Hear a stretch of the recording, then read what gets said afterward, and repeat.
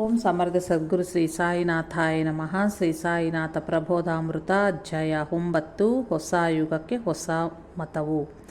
ಪ್ರಪಂಚದಲ್ಲೆಷ್ಟು ಮತಗಳು ಮತ್ತು ಆಧ್ಯಾತ್ಮಿಕ ಸಂಪ್ರದಾಯಗಳು ಮನುಷ್ಯನ ಉನ್ನತಿಗಾಗಿ ಪ್ರಕಟಗೊಂಡವು. ಆದರೆ ಕಾಲಾಂತರದಲ್ಲಿ ಅವು ಶಿಥಿಲವಾದವು. ಪರಿಶುದ್ಧ ಸಂಪ್ರದಾಯದ ಬಾಹ್ಯ ಅಂಶಗಳ ಎಷ್ಟು ಆಚಾರಗಳಿಗಾಗಿ ಸಂಪ್ರದಾಯಗಳಿಗೆ ವಿಭಿನ್ನವಾದ ವ್ಯಾಖ್ಯಾನಗಳು ಅದರೊಂದಿಗೆ ಕೂಡಿಕೊಂಡು ಸ್ವಚ್ಛವಾದ ಮಾರ್ಗವು ಕಣ್ಮರೆಯಾಯಿತು. ಪ್ರತಿ ಮತದಲ್ಲಿಯೂ ಮತಾಂತರ, ಪರಸ್ಪರ ಭೇದಭಾವನೆಗಳು ಮತ್ತು ಪಂಗಡಗಳು ಏರ್ಪಟ್ಟವು. ಕಾಲಗತಿಯಲ್ಲಿದು ಅನಿವಾರ್ಯ. ಇತರ ಮತಗಳ ಸಿದ್ಧಾಂತಗಳಿಗೂ ಈ ಭೇದ ತಪ್ಪಲಿಲ್ಲ. ಕಾರ್ಲ್ ಮಾರ್ಕ್ಸ್ ಸಿದ್ಧಾಂತಕ್ಕೆ ರಷ್ಯಾ ದೇಶ ಒಂದು ಸಿದ್ಧಾಂತವನ್ನಿತ್ತರೆ,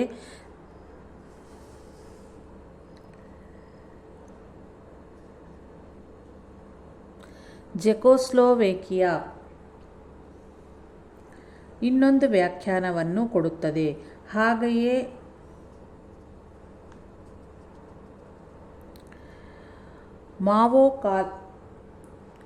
ಮಾವೋ ಕಾಲದ ಚೈನಾ, ಕ್ಯೂಬಾ, ಅರ್ಜೆಂಟೈನಾ, ಹಂಗೇರಿಯಾ ಎಲ್ಲವೂ ಈ ಸಿದ್ಧಾಂತವನ್ನೇ ಬೇರೆ ಬೇರೆ ಪಂಥಗಳಾಗಿ ಏರ್ಪಡಿಸಿಕೊಂಡಿವೆ. ಬಹುಳ ಕಾಲವಾಗಿ ಹೋದ್ದರಿಂದ ಮತಗಳ ವಿಷಯದಲ್ಲಿ ಈ ಬದಲಾವಣೆಗಳ ವಿವಿಧತೆಯೂ ಮಾಲಿನ್ಯವೂ ಮತ್ತಷ್ಟು ಹೆಚ್ಚಾಯಿತು. ಇದನ್ನೇ ಭಗವದ್ಗೀತೆಯು ಧರ್ಮಗ್ಲಾನಿ ಎಂದು ಹೇಳಿ, ಅಂತಹ ಸಮಯದಲ್ಲಿ ದೈವವೇ ಅವತರಿಸಿ ಮತ್ತೆ ಪರಿಶುದ್ಧವಾದ ಮೂಲ ಧರ್ಮವನ್ನು ಉದ್ಧರಿಸುವೆನೆಂದು ಹೇಳುತ್ತದೆ. ಈ ವಿಷಯವನ್ನೇ ಚರಿತ್ರೆಯಲ್ಲಿ ಅನೇಕ ಮಂದಿ ಬುದ್ಧರವತರಿಸಿರುವರೆಂದೂ, ಬೌದ್ಧವು ತೀರ್ಥಂಕರ ಅವತರಿಸಿರುವರೆಂದೂ ಜೈನ ಮತವೂ ಹೇಳಿವೆ. ಬೈಬಲ್ನಲ್ಲಿ ಶ್ರೀ ಯೇಸುಕ್ರಿಸ್ತರು ತಾವು ಪ್ರಾಚೀನ ಧರ್ಮವನ್ನು ಪರಿಪೂರ್ಣಗೊಳಿಸುವುದಕ್ಕಾಗಿಯೇ, ಅಂದರೆ ಆಚರಣೆಯಲ್ಲಿ ಅವುಗಳ ಪೂರ್ಣತ್ವವನ್ನು ಪ್ರಕಟಿಸಲೋಸ್ಕರವೇ ಅವತರಿಸಿರುವೆನೆಂದು ಹೇಳಿದರು. ಇದರ ಬಗ್ಗೆಯೇ ಕುರಾನ್ ಶರೀಫ್ನಲ್ಲಿ ಅಲ್ಲಾಹ್ ಬಹಳ ಮಂದಿ ಪ್ರವರ್ತಕರನ್ನು ವಿವಿಧ ಕಾಲಗಳಲ್ಲಿ ವಿವಿಧ ದೇಶಸ್ಥರ ಮಧ್ಯೆ ಕಳಿಸಿರುವರೆಂದೂ, ಅವರೆಲ್ಲರೂ ಪ್ರಕಟಿಸಿರುವುದು ಒಂದೇ ಸತ್ಯ ಪಥವೆಂದೂ, ಆದರೆ ಕಾಲಾಂತರದಲ್ಲಿ ಆಯಾ ಧರ್ಮಗಳು ಶಿಥಿಲವಾಯಿತೆಂದೂ, ಮತ್ತೆ ಆ ಸನಾತನ ಧರ್ಮವೇ ಪುನಃ ಕುರಾನ್ ಮೂಲಕ ಮನುಕುಲಕ್ಕೆ ಪ್ರಕಾಶಪಡಿಸುತ್ತಿರುವರೆಂದೇ ಬರೆದಿರುವುದು. ಈಗ ವಿಷಯವು ಆ ಸನಾತನ ಧರ್ಮವೇ ಪುನಃ ಕುರಾನ್ ಮೂಲಕ ಮನುಕುಲಕ್ಕೆ ಪ್ರಕಾಶಪಡಿಸುತ್ತಿರುವೆನ್ನುವಂತೆ ಬರೆದಿರುವುದು. ಈ ವಿಷಯವು ನಮ್ಮ ಪ್ರಾಚೀನ ಧರ್ಮಶಾಸ್ತ್ರಗಳಲ್ಲಿ ಧರ್ಮಾಚರಣೆಯ ವಿಷಯದಲ್ಲಿ ಅನುಮಾನ ಬಂದಾಗ ಸರ್ವಜ್ಞರಾದ ಮಹನೀಯರುಗಳ ಆಚರಣೆಯೇ ಮಾರ್ಗದರ್ಶಕವೆಂದು ಸ್ಪಷ್ಟವಾಗಿ ಹೇಳಲ್ಪಟ್ಟಿದೆ. ಪರಿಪೂರ್ಣರಾದ ಮಹನೀಯರುಗಳ ಅವತಾರ ಕಾರ್ಯದ ಹಿಂದಿರುವ ಪ್ರಯೋಜನಗಳಲ್ಲಿ ಮುಖ್ಯವಾಗಿರುವುದು ಇದುವೇ ಹೌದು. ಮೂಢಾಚಾರಗಳನ್ನು ತೊಲಗಿಸಿ ಶುದ್ಧವಾದ ಸದಾಚಾರವನ್ನು ತಮ್ಮ ಆಚರಣೆಯಿಂದ ಸಜೀವಗೊಳಿಸಿ, ಹಾಗೆಯೇ ಮನುಜರ ಆಚರಣೆಯಲ್ಲಿಯೂ ಅದನ್ನು ಸ್ಥಾಪಿಸುವುದೇ ಅವರ ಕಾರ್ಯವೈಖರಿ ಆಗಿರುತ್ತದೆ. ಮತವೆಂಬುದು ಮತಕಲಹಗಳಿಗೂ ಅಸಹನೆಗೂ ಕಾರಣವಾಗಿದೆ ಎಂದು ಮತವಿಮರ್ಶಕರು ಮಾಡುವ ದೋಷಾರೋಪಣೆಯಲ್ಲಿ ಮುಖ್ಯವಾದ್ದು ಆಗಿದೆ. ಆದರೆ ಅಂತಹ ವೈಷಮ್ಯಗಳಿಗೆ ಮತಗ್ರಂಥಗಳೆಲ್ಲೆಲ್ಲೂ ಪ್ರೋತ್ಸಾಹಿಸುತ್ತಿರುವುದು ಕಾಣದು. ಬೇರೆ ಬೇರೆ ಮತಸ್ಥರು ದೈವವನ್ನು ಬೇರೆ ಬೇರೆ ಹೆಸರುಗಳಿಂದ ವ್ಯವಹರಿಸಿರುವರು. ಮತಗ್ರಂಥಗಳನ್ನು ಸರಿಯಾಗಿ ಅಧ್ಯಯನ ಮಾಡದಿರುವ ಕಾರಣ ನನ್ನ ದೈವವೇ ಸತ್ಯ ಎಂದು ಪರಸ್ಪರ ಹೊಡೆದಾಡಿಕೊಳ್ಳುವರು. ಸರಿಯಾಗಿ ಅಧ್ಯಯನ ಮಾಡದರೆ ಇದಕ್ಕೆ ಅವಕಾಶವಿರುವುದಿಲ್ಲ. ಅಂದರೆ ಸರಿಯಾಗಿ ಮತಗ್ರಂಥಗಳ ಅಧ್ಯಯನ ಮಾಡುವುದರಿಂದ ಸಾಮರಸ್ಯವೂ, ಅಧ್ಯಯನ ಸರಿಯಾಗಿಲ್ಲದಿದ್ದರೆ ವೈಷಮ್ಯವೂ ಉಂಟಾಗುವುದು. ಇದು ತಿಳಿಯದೆ ಮತವೇ ಕಲಹಗಳಿಗೆ ಕಾರಣವೆಂದು ತಿಳಿಯುವುದು ವೈಜ್ಞಾನಿಕ ಯುಗದಲ್ಲಿ ನಮಗೆ ಸಮಂಜಸವಲ್ಲವು. ಇದಕ್ಕೆ ಸರಿಹೊಂದವ ಕೆಲವು ಆಧಾರಗಳನ್ನು ಇಲ್ಲಿ ಕೊಡುತ್ತಿರುವೆನು. ಏಕಂ ಸತ್ ವಿಪ್ರಃ ಬಹುಧಾ ವದಂತಿ ಎಂದು ಶ್ರುತಿಯು ಹೇಳುತ್ತದೆ. ಅಂದರೆ ಸತ್ಯ ಒಂದೇ ಇರುವುದು. ಅದನ್ನು ತಿಳಿದವರು ಅನೇಕ ವಿಧವಾಗಿ ವಿವರಿಸುವರು ಎಂತರ್ಥ. ಪ್ರತ್ಯಕ್ಷವಾಗಿ ಈ ಸತ್ಯವನ್ನು ಅನುಭವಪೂರ್ವಕ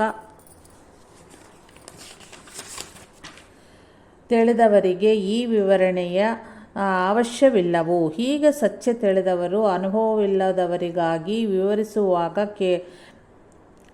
ಕೇಳುಗರ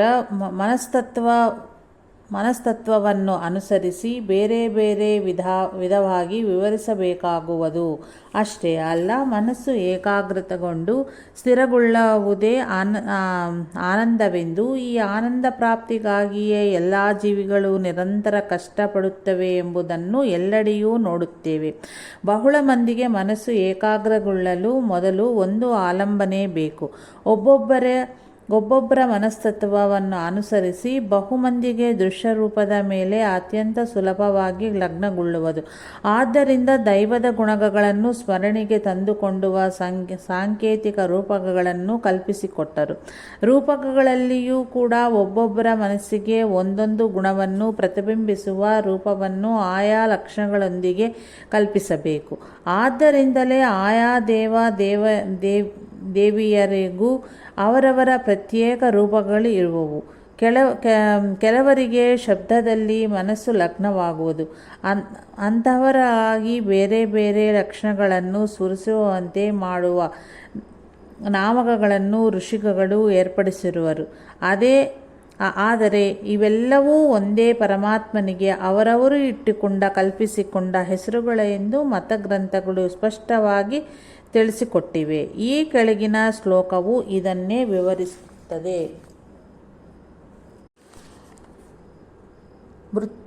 ಮೃತ್ಪಿಂಡಮೇಕಂ ಬಹುಭಾಂಡರೂಪಂ ಸುವರ್ಣಮೇಕಂ ಬಹುಭೂಷಣಾನಿ ಗೋಕ್ಷೀರಮೇಕಂ ಬಹುಧೇನುಜಾತಂ ಪರಮಾತ್ಮಮೇಕಂ ಬಹುನಾಮರೂಪಂ. ಮಣ್ಣಿನ ಉಂಡೆಯಿಂದ ಬಹುಭಾಂಡಗಳ ರೂಪವಾಗಿವೆ. ಬಂಗಾರ ಒಂದೇ, ಬಹುಭೂಷಣಗಳು. ವಿವಿಧ ಹಸುಗಳಿಂದ ದೊರೆತರೂ ಹಾಲು ಒಂದೇ ಆಗಿರುವುದು. ಹಾಗೆಯೇ ನಾಮರೂಪಕಗಳಿಂದ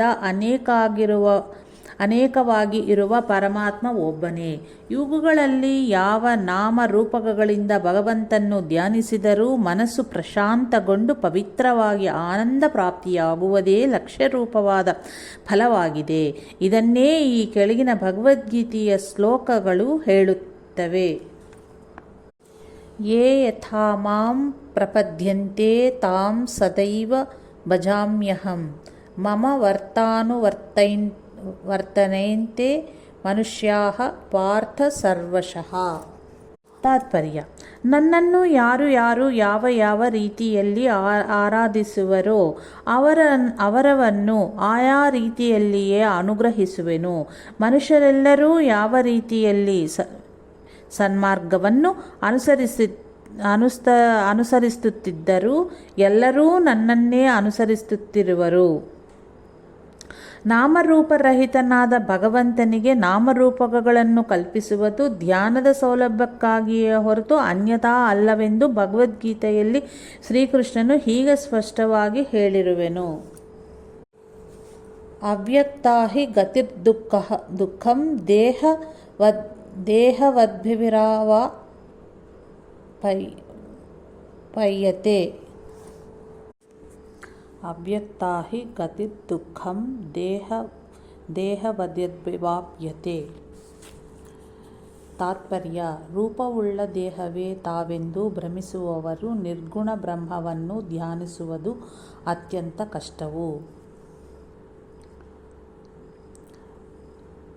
ಶಿವಗೀತೆಯು ಹೀಗೆ ಹೇಳುತ್ತದೆ: ಏನಾಕಾರೇಣ ಯೇ ಮರ್ತ್ಯಾ ಮಮೇವೈಕ ಮುಪಾಸತೆ ತೇನಾಕಾರೇಣೇ ತೇಭ್ಯೋಹಂ ಪ್ರಸನ್ನೋ ವಾಂಛಿತಂ ದದೆ. ತಾತ್ಪರ್ಯ: ಯಾರು ಯಾವ ಆಕಾರದಲ್ಲಿ ನನ್ನನ್ನು ಉಪಾಸಿಸುವರೋ ಅವರಿಗೆ ಆ ಆಕಾರ ರೂಪದಲ್ಲಿಯೇ ಪ್ರತ್ಯಕ್ಷವಾಗಿ ಅನುಭವವಾಗಿ ಕೋರಿದ್ದನ್ನು ಪ್ರಸಾದಿಸುವೆನು. ಆದ್ದರಿಂದ ದೈವದ ನಾಮರೂಪಗಳ ವಿಷಯದಲ್ಲಿ ವೈರತ್ವ ಬಲವಂತ ಪಡಿಸುವುದು ಸರಿಯಲ್ಲವೆಂದು ಪ್ರಾಚೀನ ಗ್ರಂಥಗಳು ಹೇಳುತ್ತಲಿವೆ. ದಿವ್ಯ ಕುರಾನ್ ಹೀಗೆ ಹೇಳುತ್ತದೆ: ಮತದಲ್ಲಿ ಬಲವಂತವಿಲ್ಲವು. ಸನ್ಮಾರ್ಗ ದುರ್ಮಾರ್ಗಗಳೆರಡೂ ಬೇರೆ ಬೇರೆಯಾಗಿ ಕಾಣಿಸುತ್ತಲೇ ಇರುತ್ತವೆ. ಯಾರು ಮಾಯೆಯನ್ನು ನಂಬದೆ ಭಗವಂತನನ್ನು ವಿಶ್ವಸಿಸುವನೋ ಅವನೇ ಕೆಡದ ಶಾಖ ಕೊಂಬೆಯನ್ನು ಹಿಡಿದುಕೊಂಡಾಗುವನು.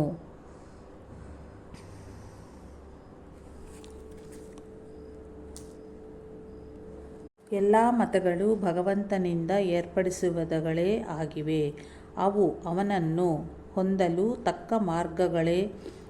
ಯಾರ ಕಟ್ಟುಪಾಡುಗಳನ್ನವರು ತಪ್ಪಿದರೆ ಭಗವಂತನು ನೋಡುತ್ತಲೇ ಇರುವನು. ನೀವು ಮತದಲ್ಲಿ ಸೇರಿಸಿಕೊಳ್ಳಲು ಇತರರನ್ನು ಬಲವಂತಪಡಿಸಬಹುದೇ? ಎಂದಾದರೊಂದು ದಿನ ಭಗವಂತನ ಅನುಗ್ರಹವು ಪ್ರತಿಯೊಬ್ಬನಿಗೂ ಬಂದೇ ಬರುತ್ತದೆ. ನಿಮಗಿಷ್ಟವಾದ ಹೆಸರಿನಿಂದ ಭಗವಂತನನ್ನು ಕರೆಯಿರಿ. ಅವನ ಹೆಸರುಗಳೆಲ್ಲವೂ ಶ್ರೇಷ್ಠವಾದವುಗಳೇ. ಪ್ರತಿ ಜೀವಿಗೂ ಭಕ್ತಿ ಮಾರ್ಗವನ್ನು ಏರ್ಪಡಿಸಿದ್ದೇವೆ. ಅವರು ಆ ಮಾರ್ಗವನ್ನು ಅನುಸರಿಸಬಹುದು. ಅವರವರೊಳಗೆ ಹೊಡೆದಾಡಿ ಕೊಳ್ಳಬಾರದು. ಈ ಸತ್ಯವನ್ನೇ ಶ್ರೀ ಯೇಸು ಕ್ರಿಸ್ತರು ಬೈಬಲ್ನಲ್ಲಿ ಒಳ್ಳೆಯ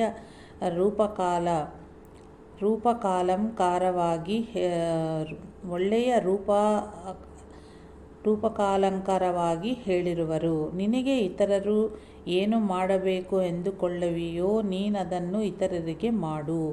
ಇದು ಸಹನೆ ಮತ್ತು ಸಾಮರಸ್ಯಕ್ಕೆ ದಾರಿದೀಪವೇ ಹೊರತು ಮತದ್ವೇಷಕ್ಕೆ ದೂಷಣೆ ಎಲ್ಲವೂ.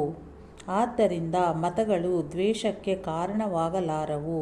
ಮಾನವನ ಅಜ್ಞಾನ ಮತ್ತು ಪಶುತ್ವದಿಂದ ದೇಹ ದ್ವೇಷವೇರ್ಪಡುತ್ತದೆ. ಆದ್ದರಿಂದಲೇ ಮತ ವಿಮರ್ಶೆ ಮಾಡುವವರಿಗೂ ಕೂಡ ಮತವಿಶ್ವಾಸವಿರುವವರ ಮೇಲೆ ಅಸಹನೆ, ದ್ವೇಷ ಉಂಟಾಗುತ್ತದೆ. ದ್ವೇಷವು ಮತದ ಲಕ್ಷಣವೇ ಆದಲ್ಲಿ ಮತವಿಮರ್ಶಕರಲ್ಲಿ ಅದು ಕಾಣಿಸಬಾರದಲ್ಲವೇ? ಅಷ್ಟೇ ಅಲ್ಲ, ಮತ ವಿಮರ್ಶಕರಲ್ಲಿಯೂ ಕೂಡ ನಾಸ್ತಿಕ ಮತ್ತು ಹೇತುವಾದಿಗಳ ಮಧ್ಯದಲ್ಲಿಯೂ ಅಸಹನೆ, ದ್ವೇಷ ಕಂಡುಬರುತ್ತವೆಯಲ್ಲವೇ? ಆದ ಕಾರಣ ನಿರೀಶ್ವರವಾದನೆ ದ್ವೇಷಕ್ಕೂ ಕಲಹಗಳಿಗೂ ಮೂಲವೆನ್ನಾಗುತ್ತದೆ. ದೇಶದ ಮೂಲೆಯಲ್ಲಿಯೂ ಆಗಾಗ ಮತ ಕಲಹಗಳು ತಲೆಯೆತ್ತುತ್ತಿರುವ ಈ ಕಾಲದಲ್ಲಿ ಸರ್ವಮತಗಳಿಗೂ ಉಳ್ಳ ಸಾಮರಸ್ಯವನ್ನು ಬೆಳಕಿಗೆ ತಂದ ಶ್ರೀ ಕಬೀರ್, ಶ್ರೀ ಗುರುನಾನಕ್, ಶ್ರೀ ರಾಮಕೃಷ್ಣ ಪರಮಹಂಸರಂತೆಯೇ ಶ್ರೀ ಸಾಯಿಬಾಬಾ ಅವರು ಕೂಡ ಮತ್ತಷ್ಟು ಸರ್ವಧರ್ಮ ಸಮನ್ವಯ ರೂಪವಾಗಿ ಭೂಮಿಯ ಮೇಲೆ ಅವತರಿಸಿದರು. ಆದರೂ ಸನಾತನ ಧರ್ಮಕ್ಕೂ ಇಸ್ಲಾಂ ಧರ್ಮಕ್ಕೂ ಉಳ್ಳ ಸಾಮರಸ್ಯವನ್ನು ಇನ್ನಷ್ಟು ಆಳವಾಗಿ ಪರಿಶೀಲಿಸಿದಲ್ಲಿ ಮಾತ್ರವೇ ಶ್ರೀ ಸಾಯಿಯವರು ಬೋಧಿಸಿದ ಸಾಮರಸ್ಯವೇನೆಂದು ಚೆನ್ನಾಗಿ ಅರ್ಥವಾಗುತ್ತದೆ. ಸನಾತನ ಧರ್ಮಕ್ಕೆ ವೇದ ಆಧಾರವೇ ಇಸ್ಲಾಂ ಧರ್ಮಕ್ಕೆ ಕುರಾನ್ ಮೂಲವು. ಒಂದು ವಿಧದಿಂದ ನೋಡಿದರೆ ಅವೆರಡೂ ಅಪೌರುಷೇಯಗಳೇ ಆಗಿವೆ. ತಪಸ್ಸ ಸಮಾಧಿಯ ತಪಸ್ಸಮಾಧಿಯ ಅತೀಂದ್ರಿಯ ಸ್ಥಿತಿಯಲ್ಲಿ ಸ್ಥಿರವಾದ ಋಷಿಗಳ ಮೂಲಕ ಪ್ರಕಟವಾದ ಭಗವತ್ ವಚನವೇ ಭಗವಂತನ ವಾಣಿಯಾದ ವೇದಗಳು. ಕುರಾನ್ ಕೂಡ ನಿರಕ್ಷರಿಯಾದ ಮೊಹಮ್ಮದರ ಬಾಯಿಯಿಂದ ಹೊರಬಂದ ನಿರ್ದಿಷ್ಟವೂ ವಿಶೇಷವೂ ಆದ ಕವಿತೆಯೇ ಹೌದು. ವೇದ ಮಂತ್ರದಂತಹ ಒಂದನ್ನು ಅನಂತರ ಮತ್ಯಾವ ಮಹಾಕವಿಯೂ ಬರೆಯಲಾಗದಂತೆಯೇ ಕುರಾನ್ನಲ್ಲಿರುವ ವಾಣಿಯಂತಹುದನ್ನು ಮತ್ಯಾವ ಕವಿಯ ಕೋಕಿಲ ಕಂಠಸ್ವರವೂ ಸ್ಪಂದಿಸಲಿಲ್ಲ. ಶ್ರೋತ್ರಿಯರ ಪಠನ ಮಾತ್ರದಿಂದಲೇ ಆ ಎರಡು ಮೂಲ ಗ್ರಂಥಗಳು 4 ಪುರುಷಾರ್ಥಗಳನ್ನು ಪ್ರಸಾದಿಸಬಲ್ಲವೆಂದು ಈ ಎರಡು ಸಂಪ್ರದಾಯಗಳೂ ಹೇಳುತ್ತವೆ. ಕುರಾನ್ ಗ್ರಂಥದಲ್ಲಿ ಪ್ರತಿ ಒಂದು ದೇಶಕ್ಕೂ ಒಬ್ಬೊಬ್ಬ ಪ್ರವರ್ತಕನನ್ನು ನೇಮಿಸಲ್ಪಟ್ಟಿರುವರು. 848 ಎಂದು. ಹಾಗೆ ಪ್ರವರ್ತಕರನ್ನು ಕಳುಹಿಸಿದ ದೇಶವೇ ಇಲ್ಲವೆಂದು 38:24 ಹೇಳಿರುವುದರಿಂದ ಮತಗಳ ಆಚರಣೆಯಲ್ಲಿ ಭೇದಗಳನ್ನು ಕೂಡ ದೈವ ಸಂದೇಶವೇ ಎಂದು ಕುರಾನ್ ಆಮೋದಿಸಿದಂತೆಯೇ ಆಯಿತು. ಪ್ರತಿ ಧರ್ಮದ ಅನುಯಾಯಿಗಳು ಅವರಿಗೆ ನೇಮಿಸಲ್ಪಟ್ಟ ಪ್ರವರ್ತಕರ ಮುಖಾಂತರ ಅವರವರ ಭಾಷೆಗಳಲ್ಲಿ ದಿವ್ಯ ಗ್ರಂಥವು ಪ್ರಸಾದಿಸಲ್ಪಟ್ಟವಾದ್ದರಿಂದ ಪ್ರಪಂಚದಲ್ಲಿ ಎಲ್ಲರೂ ಪ್ರವರ್ತಕರುಗಳನ್ನು ಗೌರವಿಸಲೇಬೇಕೆಂದು ಕೂಡ 11:285 ಸ್ಪಷ್ಟವಾಗಿ ಹೇಳಲ್ಪಟ್ಟಿದೆ. ಆ ಪ್ರವರ್ತಕಗಳ ಮಧ್ಯೆ ಆಗಲಿ ಅಥವಾ ಆಯಾ ಸದ್ಗ್ರಂಥಗಳ ಮಧ್ಯೆ ಆಗಲಿ ತಾನು ಯಾವ ರೀತಿಯ ಭೇದವನ್ನು ನೋಡುವುದಿಲ್ಲವೆಂದು ಈ ಗ್ರಂಥ ಹೇಳುತ್ತದೆ. ಆಯಾ ಗ್ರಂಥಗಳಲ್ಲಿಯ ಸತ್ಯಗಳನ್ನು ದೃಢಪಡಿಸಲೋಸುಗುವೆ ಕುರಾನ್ ಗ್ರಂಥ ಆವಿರ್ಭವಿಸುವಂತೆ ಮಾಡಿರುವುದೆಂದು ಅಲ್ಲಾಹ್ ಹೇಳುವರು. ಏನೇ ಆದರೂ ಸಾಮಾನ್ಯವಾಗಿ ಪ್ರತಿಯೊಬ್ಬರೂ ತಾವು ಯಾವುದೋ ಒಂದು ಮತಕ್ಕೆ ಸೇರಿದವರೇ ಎಂದು ತಿಳಿಯುವರು. ಪ್ರತಿಯೊಬ್ಬರೂ ತಮ್ಮ ಮತವೇ ಸತ್ಯವೆಂದು ಉಳಿದದ್ದು ನರಕಹೇತುವೆ ಎಂದು ನಂಬಿಕೊಂಡು ಸುತ್ತಮುತ್ತಲವರನ್ನು ತಮ್ಮ ಮತವನ್ನೇ ಸ್ವೀಕರಿಸಬೇಕೆಂದು ಭಾವಿಸುವರು. ಇದರಿಂದ ಮತದ್ವೇಷಗಳು ಮತ್ತು ಮತಕಲಹಗಳು ಉಂಟಾಗುತ್ತವೆ. ಎಲ್ಲ ಅನರ್ಥಗಳಿಗೂ ಮತವೇ ಮೂಲವೆಂಬ ವಾದವು ಬಲಗೊಳ್ಳುತ್ತದೆ. ಇಡೀ ಪ್ರಪಂಚಕ್ಕೆ ವಿಜ್ಞಾನಶಾಸ್ತ್ರವು ಒಂದೇ ಇರಲು ಪಾರಮಾರ್ಥಿಕ ಜೀವನದಲ್ಲಿ ಮಾನವರಿಗೆ ಪರಸ್ಪರ ವಿರುದ್ಧವಾದ ಇಷ್ಟೊಂದು ಮತಗಳಿರುವುದು ಹಾಸ್ಯಾಸ್ಪದವಾಗಿ ಕಾಣುತ್ತದೆ. ಸಕಲ ಸೃಷ್ಟಿಗೂ ಭಗವಂತನೇ ತಂದೆಯು ತನ್ನ ಧರ್ಮವಕ್ಕನ್ನು ಗುಣವಾಗಿ ಅವನು ಎಲ್ಲರಿಗೂ ಆಹಾರ, ಬೆಳಕು, ಗಾಳಿ, ವಾಸಸ್ಥಳವನ್ನು ಪ್ರಸಾದಿಸುವನು. ಸತ್ಯವನ್ನು ಶೋಧಗೈದು ತಿಳಿದುಕೊಳ್ಳುವ ಮೇಧಾಶಕ್ತಿಯನ್ನು, ನಮಗೆ ಉತ್ತಮವಾದ ಜೀವನ ವಿಧಾನವನ್ನು ತಿಳಿಸಿಕೊಡುವ ದಿವ್ಯ ಪುರುಷರನ್ನು ಅನುಗ್ರಹಿಸಿರುವನು. ಹಾಗಿರಬೇಕಾದರೆ ನನ್ನ ಮತವೇ ಸತ್ಯವಾದದ್ದು, ಮಿಕ್ಕವುಗಳೆಲ್ಲವೂ ತುಚ್ಛವಾದವುಗಳೇ ಎಂದರೆ ಪ್ರೇಮಮಯನೂ ಸರ್ವಜ್ಞನೂ ಆದ ಭಗವಂತನು ಮಾನವನಿಗಿಂತಲೂ ನಿಕೃಷ್ಟವಾಗಿ ಕಂಡಂತೆಯೇ ಅಲ್ಲವೇ? ಹೀಗೆ ಅನ್ನುವವರಿಗೆ ಭಗವಂತನು ಪ್ರೇಮಮಯ ಎಂಬ ನಂಬಿಕೆ ಇರುವುದಿಲ್ಲವೆಂದಾಯಿತು. ಇಂತಹವರಿಗೆ ಮತಪ್ರಚಾರ ಮಾಡುವ ಅಧಿಕಾರವೂ ಇಲ್ಲವೆಂದಾಯಿತು. ತನ್ನ ಮಕ್ಕಳಲ್ಲಿ ಕೆಲವರಿಗೆ ಮಾತ್ರವೇ ಶಾಶ್ವತ ಸುಖದ ದಾರಿ ತೋರಿ ಮಿಕ್ಕ ಮಕ್ಕಳನ್ನು ಶಾಶ್ವತವಾಗಿ ನರಕಾಗ್ನಿಯ ಪಾಲಾಗುವಂತೆ ಮಾಡುವವನು ಅಧಮನಿಗಿಂತಲೂ ಅಧಮನು. ಅವನು ನಿಜವಾಗಿಯೂ ಸೈತಾನಾಗುವನೇ ಹೊರತು ಪ್ರೇಮಮಯನಾದ ಭಗವಂತನೆಂತ ಆಗುವನು. ಭಗವಂತನು ಸರ್ವಜ್ಞನು. ಯಾವ ಜೀವಿ ಯಾವ ಮತಕ್ಕೆ ಸೇರಬೇಕೋ ಅವನಿಗೆ ಗೊತ್ತು.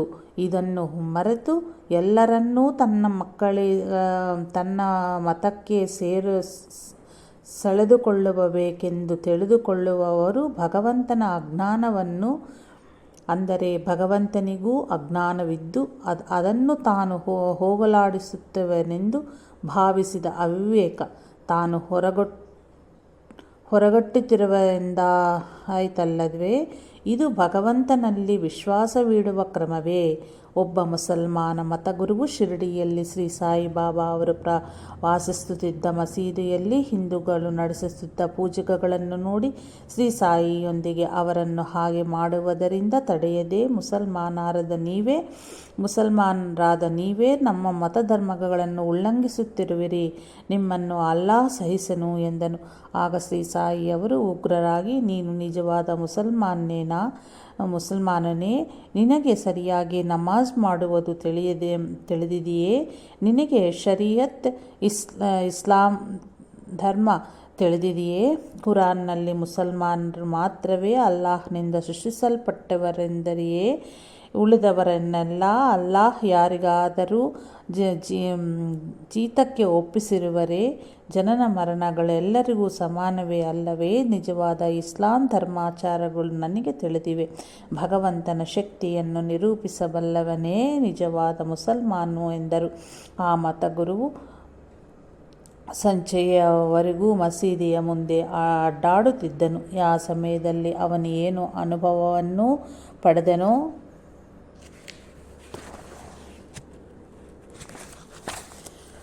ಏನೋ. ಶ್ರೀ ಸಾಯಿನಾಥರಿಗೆ ನಮಸ್ಕರಿಸಿ ತನ್ನ ಅಜ್ಞಾನವನ್ನು ಕ್ಷಮಿಸರೆಂದು ಪ್ರಾರ್ಥಿಸಿದನು. ಶ್ರೀ ಸಾಯಿ ಅವರನ್ನು 4 ದಿನಗಳು ತಮ್ಮ ಸನ್ನಿಧಿಯಲ್ಲಿ ಉಳಿಸಿಕೊಂಡು ಆಶೀರ್ವದಿಸಿ ಕಳುಹಿಸಿದರು.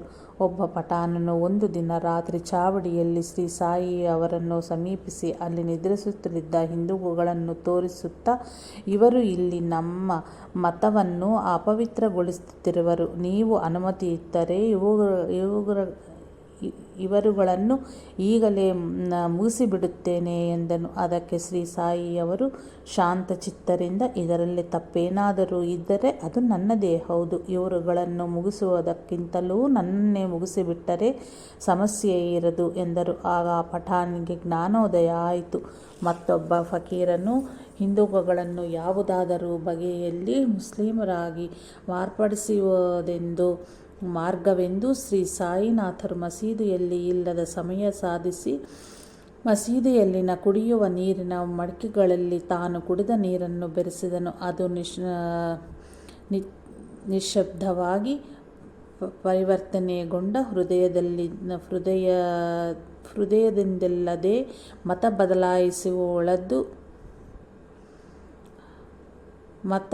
ಬದಲಾಯಿಸಿಕೊಳ್ಳುವುದು ಅರ್ಥಹೀನವಾದದ್ದೆಂದು ಆ ಮೂರ್ಖನಿಗೆ ತಿಳಿಯದಾದ್ದರಿಂದ ಅವನು ಹಾಗೆ ಮಾಡಿದನು.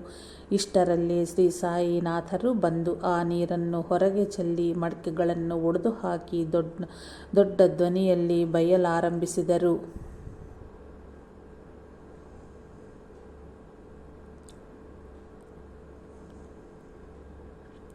ಒಂದು ದಿನ ಬಡೇ ಬಾಬಾ ಒಬ್ಬ ಹಿಂದೂ ಯುವಕನ್ನು ಮುಸ್ಲಾಂನಾಗಿ ಮತಾಂತರಿಸಿ ಶ್ರೀ ಸಾಯಿಬಾಬಾ ಅವರ ಬಳಿ ಕರೆತಂದು ತನ್ನ ಘನತೆಯ ಪ್ರದರ್ಶನಕ್ಕಾಗಿ, ಬಾಬಾ, ಇವನನ್ನು ನಮ್ಮ ಇಸ್ಲಾಂ ಮತದೊಳಕ್ಕೆ ಸೇರಿಸುವೆನು ಎಂದನು. ಆಗ ಶ್ರೀ ಸಾಯಿನಾಥರು ಆ ಯುವಕನನ್ನು ಹತ್ತಿರ ಕರೆದು ಇನ್ನೂ ಹತ್ತಿರಕ್ಕೆ ಎಳೆದುಕೊಂಡು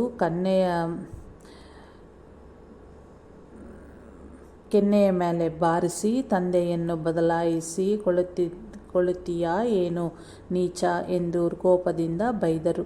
ಶ್ರೀ ಸಾಯಿ ಮಾಡಿದ ಕಪಾಳ ಮೋಕ್ಷಕವು ಆ ಯುವಕನಿಗೆ ಮಾತ್ರವೇ ಅಲ್ಲ, ಸಮಾಜದಲ್ಲಿ ಕಿಲಿವು ಹಿಡಿದ ಮತ ಮೌಢ್ಯಗಳಿಗೆ ಆ ಪಟ್ಟು ಜೋರಾಗಿ ತಾಕಿರುವುದು. ಭಗವಂತನು ಸರ್ವಶಕ್ತನು. ಈಗಿರುವ ಮತಗಳಲ್ಲಿ ಒಂದು ಮತ ಮಾತ್ರವೇ ಸತ್ಯವಾಗಿದ್ದಲ್ಲಿ ಮತ್ತು ಎಲ್ಲರೂ ಆ ಮತವನ್ನೇ ಸ್ವೀಕರಿಸಬೇಕು ಎಂಬುದು ಅವರ ಸಂಕಲ್ಪವೇ ಆಗಿದ್ದರೆ ಅವರು ಎಂದೂ ಮನುಷ್ಯರೆಲ್ಲರಿಗೂ ಒಂದೇ ಮತವನ್ನು ಪ್ರಸಾದಿಸುತ್ತಿದ್ದರು. ಆ ಮಾತನ್ನು ಕುರಾನಿನಲ್ಲಿ ಅಲ್ಲಾಹ್ ಹಲವು ಬಾರಿ ಹೇಳಿರುವರು ಕೂಡ. ಆದರೆ ಸತ್ಯವೂ ಇದಕ್ಕೆ ಬೇರೆಯಾಗಿಯೇ ಇದೆ. ಸೃಷ್ಟಿಯು ಭಗವಂತನ ರಚನೆಯೇ ಆದಲ್ಲಿ ಇಷ್ಟು ಮತಗಳು ಇರುವುದು ಅವನ ಸಂಕಲ್ಪವೇ ಹೌದು. ಆದ್ದರಿಂದ ಎಲ್ಲ ಮತಗಳೂ ಭಗವಂತನದ್ದೇ ಆಗಿವೆ. ಅನ್ಯ ಮತದವರು ಭಗವಂತನ ಮಕ್ಕಳೇ ಎಂಬ ಪ್ರೇಮದಿಂದಗೂಡಿದ ಸಹಬಾಳ್ವೆಯೇ ನಿಜವಾದ ಜೀವನವು. ಈ ಎರಡು ಬಗೆಯಿಂದಲೂ ನೋಡಿದರೆ ಶ್ರೀ ಸದ್ಗುರು ಸಾಯಿನಾಥರ ಅವತಾರವು ಪ್ರಪಂಚದ ಚರಿತ್ರೆಯಲ್ಲಿಯೇ ಅದ್ವಿತೀಯ ಮತ್ತು ವಿಶೇಷವಾದ ಪ್ರಾಧಾನ್ಯತೆಯುಳ್ಳದ್ದು. ಶ್ರೀ ಸಾಯಿಯವರಲ್ಲಿ ಎಲ್ಲ ಮತಗಳಿಗೂ ಮೂಲವಾದ ಸನಾತನದ ಆಧ್ಯಾತ್ಮಿಕ ತತ್ವವು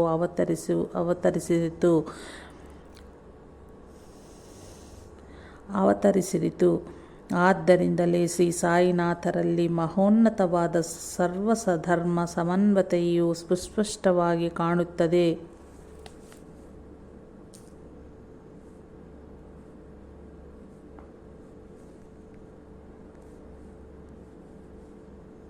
ಎಲ್ಲ ಮತಗಳಿಗೂ ಮೂಲವಾದ ಸನಾತನ ಆಧ್ಯಾತ್ಮಿಕ ತತ್ವವು ಅವತರಿಸಿತು. ಆದ್ದರಿಂದಲೇ ಶ್ರೀ ಸಾಯಿನಾಥರಲ್ಲಿ ಮಹೋನ್ನತವಾದ ಸರ್ವಧರ್ಮ ಸಮನ್ವಯತೆಯು ಸುಸ್ಪಷ್ಟವಾಗಿ ಕಾಣುತ್ತದೆ. ಶ್ರೀ ಸಾಯಿಬಾಬಾ ಅವರ ಜೀವನ ಚರಿತ್ರೆಯೇ ಇಂತಹ ಮತ ಸಾಮರಸ್ಯಕ್ಕೆ ಶ್ರೇಷ್ಠ ಉದಾಹರಣೆ ಮತ್ತು ಅವರ ಉತ್ಕೃಷ್ಟವಾದ ಧ್ರುವತಾರೆಯೂ ಕೂಡ. ಅವರು ಒಂದೇ ಮತಕ್ಕೆ ಪರಿಮಿತರಾಗದೆ ಎಲ್ಲ ಮತಧರ್ಮಗಳಿಗೂ ಸೇರಿದವರಾಗಿರುವರು. ಹಿಂದೂಗಳಂತೆ ನಿರಂತರಾಗ್ನಿಯ ಉಪಾಸನೆಯನ್ನು ನಿರ್ವಹಿಸಿದರು. ಮಸೀದಿಗೆ ದ್ವಾರಕಾಮಾಯಿ ಎಂದು ನಾಮಕರಣ ಮಾಡಿ ಅದರ ಎದುರುಗಡೆ ತುಳಸಿಯನ್ನು ಪ್ರತಿಷ್ಠಿಸಿದರು. ರಾಮನವಮಿ, ಗುರುಪೌರ್ಣಿಮಾ ಎಂತಹ ಹಬ್ಬಗಳನ್ನು ಆಚರಿಸಲೆಂದು ನಮ್ಮನ್ನು ಪ್ರೋತ್ಸಾಹಿಸಿದರು. ಇದರೊಂದಿಗೆ ವಿಷ್ಣು ಸಹಸ್ರನಾಮ, ಏಕನಾಥ ಭಾಗವತ, ಜ್ಞಾನೇಶ್ವರಿ, ವಿವೇಕ ಚೂಡಾಮಣಿ, ಪಂಚದಶಿ, ಭಾವಾರ್ಥ ರಾಮಾಯಣ, ಯೋಗವಾಸಿಷ್ಠಗಳಂತಹ ಸದ್ಗ್ರಂಥಗಳನ್ನು ಪಠಿಸೆಂದು ಹಿಂದೂಗಳನ್ನು ಪ್ರೋತ್ಸಾಹಿಸಿದರು. ಹಿಂದೂಗಳೊಂದಿಗೆ ತಮ್ಮ ಗುರು ವೆಂಕೂಸ ಎಂದು ಹೇಳಿದರು. ಹಿಂದೂ ಧರ್ಮಕ್ಕೆ ಸೇರಿದ ಶ್ರೀ ನೃಸಿಂಹ ಸರಸ್ವತಿ, ಅಕ್ಕಲ್ಕೋಟ್ ಸ್ವಾಮಿ ಸಮರ್ಥರು, ತಪೋವನದ ಸಾಧು ಗುರುಗೋಲಪ್ ಮಹಾರಾಜು, ಧುನಿವಾಲ ದಾದಾ ಮಹಾರಾಜುಗಳಂತಹ ಸಿದ್ಧಪುರುಷರು ತಮ್ಮ ರೂಪವೇ ಎಂದು ನಿರೂಪಿಸಿದರು.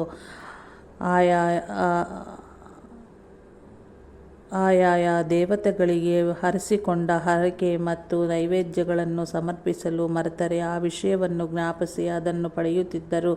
ಇದರೊಂದಿಗೆ ಕೆಲವು ಭಕ್ತರನ್ನು ಉದ್ದೇಶಿಸಿ, ಇವನು ನನ್ನನ್ನು ಹಸಿವೆಯಿಂದ ನರಳುವಂತೆ ಮಾಡಿದನು ಎನ್ನುತ್ತಿದ್ದರು.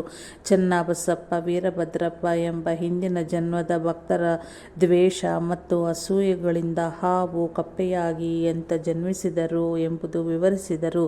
ಹಿಂದಿನ ತಮ್ಮ ಸ್ನೇಹಿತರು ದ್ವೇಷದ ಕಾರಣ ಈ ಜನ್ಮದಲ್ಲಿ 2 ಮೇಕಗಳಾಗಿ ಹೇಗೆ ಜನ್ಮಿಸಿದರೆಂಬುದು ಅರುಹಿದರು. ಹೀಗೆ ಇನ್ನೂ ಬಹು ಜನಗಳ ಬಗ್ಗೆ ಹೇಳಿ ಹಿಂದೂ, ಬೌದ್ಧ, ಜೈನ ಧರ್ಮಗಳಿಗೆ ಶಾಖೆಯಂತಿರುವ ಪುನರ್ಜನ್ಮದ ಸಿದ್ಧಾಂತವನ್ನು ದೃಢಪಡಿಸಿದರು. ವೇದ ಘೋಷ ಮಾಡುವಾಗ ಮರೆತ ಸ್ವರ ವರ್ಣಗಳನ್ನು ದಕ್ಷಿಣ ಪ್ರಾಂತದ ಬ್ರಾಹ್ಮಣರಿಗೆ ಅವುಗಳನ್ನು ಗುರ್ತು ಮಾಡಿಸಿಕೊಟ್ಟರು.